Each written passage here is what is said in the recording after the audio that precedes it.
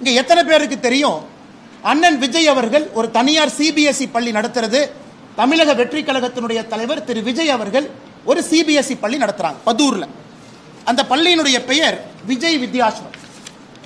நடிகர் விஜய் அவர்கள் தமிழக வெற்றி கழகத்தினுடைய தலைவர் விஜய் வித்யாஸ்ரம் என்கின்ற பள்ளி நடத்துறாங்க. சி ஜோசப் விஜய் என்கின்ற பெயரை பாருங்க, நான் கொடுத்திருக்கிற டாக்குமெண்ட்ல கொஞ்சம் ஜூம் பண்ணுங்க. சி ஜோசப் விஜய் என்கின்ற ஒரு யாரு, அவர் புதுசா மேல இருந்து வந்தாரா?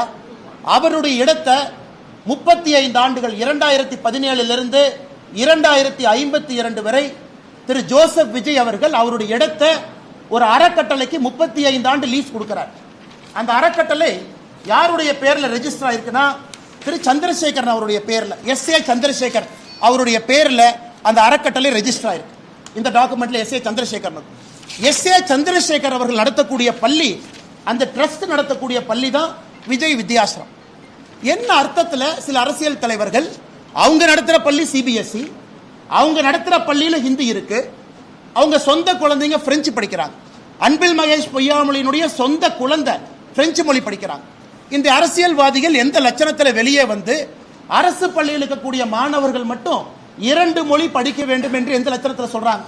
அது தமிழக வெற்றி கழக தலைவர் அண்ணன் விஜயாக இருக்கட்டும், அண்ணன் சீமான் அவர்களாக இருக்கட்டும், தமிழகத்தினுடைய பள்ளி கல்வித்துறை அமைச்சராக இருக்கக்கூடிய அன்பில் மகேஷ் பொய்யாமொழியாக இருக்கட்டும்.